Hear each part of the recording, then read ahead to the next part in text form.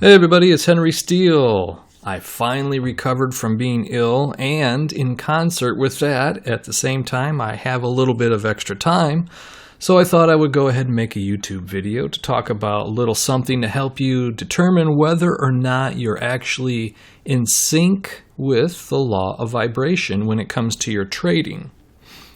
So today is December 2nd, 2022. There's a lot of twos there. It's actually 12:22 p.m. right now. That's kind of coincidental. Rather interesting how stuff like that works out. But anyway, I digress. I don't have a whole lot of extra time because I spend the mornings actually trading the markets now, so I don't get as much time. And plus I was ill for a while. I don't get as much time to make videos over the last few months. So I've actually contemplated just doing live streams with the trading, but I'm not sure. Maybe I'll do that in January. But anyway, let me know what you think about that. Want to see a live stream where we trade or I look at the market?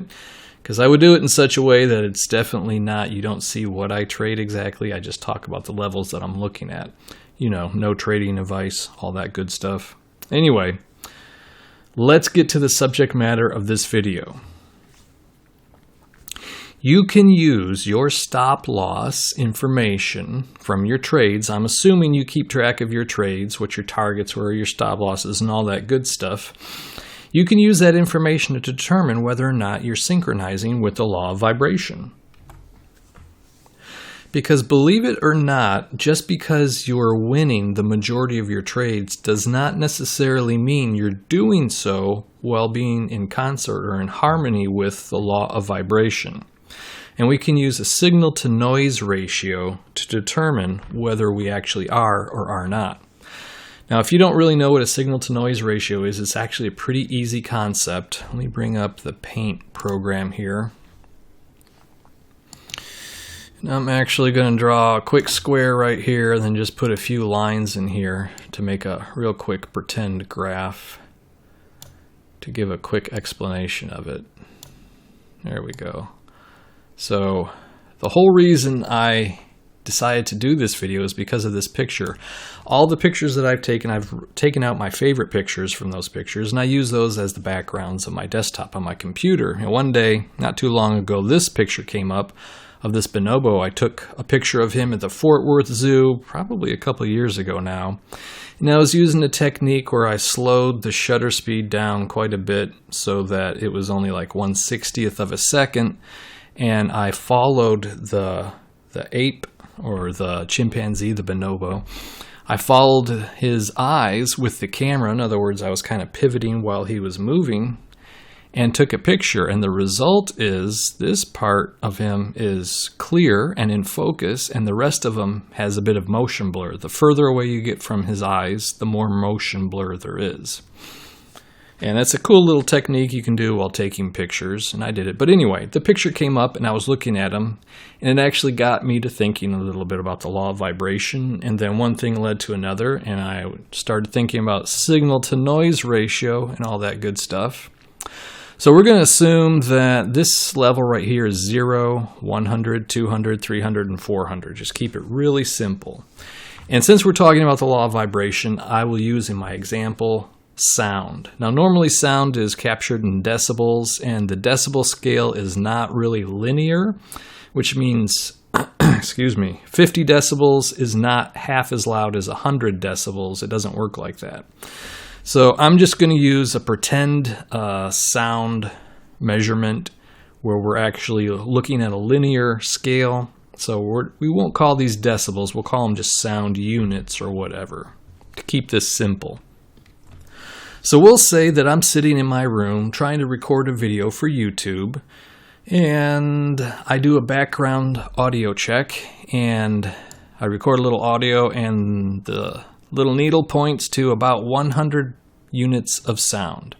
And then I talk into the microphone, and the needle goes up to 400 units of sound. Well, the signal, in other words, the information that I want to use is my voice, and the background sound, the background noise, is the noise. So in this particular pretend example, the signal, my voice, is 4 times that of the background. So the signal to noise ratio is 4:1 in this, fictitious example. If I were to go outside and there's a busy street or whatever and I do a background check, I might get somewhere around the 200 level of background noise, and then the signal, my voice, of course, is going to be around the 400 level, so the signal to noise ratio is then 2:1 as opposed to 4:1. So it's going to be a little bit harder to hear what I say. It's not going to be as clear, all that good stuff. Then maybe I take a walk on a airport runway, and off in the distance over there is a 747 and its engines are idling because it's getting ready to take off in a little bit. And I do a sound check, and the background sound is at 400 sound units. And of course my talking is at 400 sound units. So the signal and the background noise ratio is 1:1. They're the same strength. So the result is going to be that you won't be able to understand what I'm saying. So in scientific terms, if you do a study and your signal to noise ratio is 1:1, essentially that information is telling you that there's no difference between what you think there might be a signal and your background. So in other words, there is no real signal there, if that makes any sense. Now, we can go to an extreme example. We'll say that 747 is getting ready to take off. It's coming close to me. It revs its engines up, all that good stuff. And I take a sample and it just goes off the chart, be like 800 or 1,000 units of sound. And that completely washes out what I have to say. So my signal is not discernible at all, my voice. If you heard that recording, all you would hear is the 747. So essentially the signal is completely useless in this example. So now that you have a basic understanding of a signal to noise ratio, let's talk about using your stop loss information to determine whether or not you are in concert with or in harmony with the law of vibration. Now the idea of the law of vibration is everything vibrates, it moves up, and then it moves down. Make a cool little cycle looking thing there. There we go. I'll just move it down here so we can see all of it. The better you understand and are in concert with the law of vibration, the more you'll be able to anticipate the crests and then the ebbs in the market. And of course, we're talking about price. So as the market increases in vibration, the price goes up. As it decreases in vibration, the price goes down, and all that good stuff. So the more in harmony you are with the law of vibration, the more you'll be able to anticipate the time and amount of price that the market's going to move. Now keep in mind that you can be good at trading and have a really good risk to reward ratio and not be at all concerned about the law of vibration.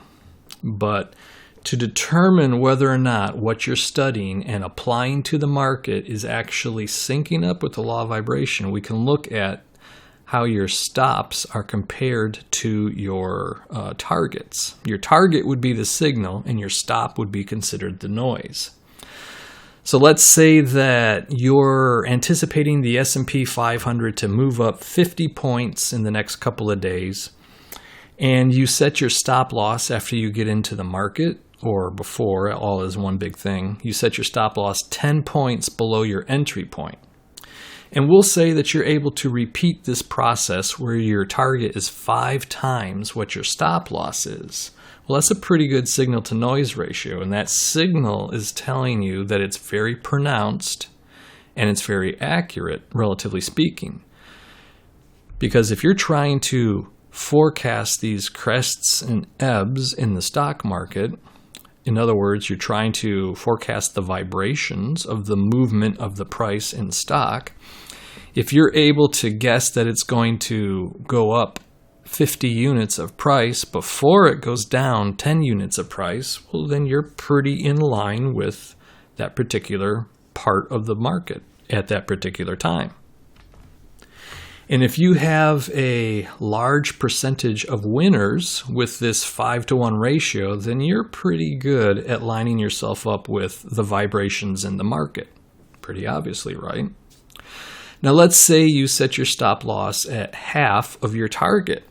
Well, that's still a positive outcome, In other words, your signal is twice what the noise is, but it's not as good, obviously, as the 5-to-1 ratio. As long as you're getting 80 or 90% success rate, you could still consider yourself to be pretty decently in tuned with the vibration of the stock market. Now, let's say you're like a lot of people out there, and your target and your stop loss are equal. Guess what that has to say about you and your aligning yourself with the vibration of the stock market?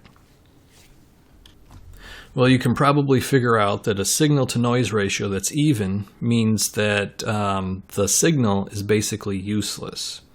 In other words, when it comes to anticipating the actual vibrations in the market, if your stop loss is set to be equal what your target is, and your target, we'll just say, is 50 points in this example, that means you're allowing the stock market to move in the exact opposite direction up to the same amount before you're stopped out. So if you're anticipating the market to go up and it goes down 45 or almost 50 points and then it comes back up, well, that's not an accurate forecast. Or let me rephrase that and say it this way. That's not a forecast that's in tune with the law of vibration. And what that means is that you're not in concert with the law of, or not the law of vibration, but the actual vibrations in the stock market at that particular point in time.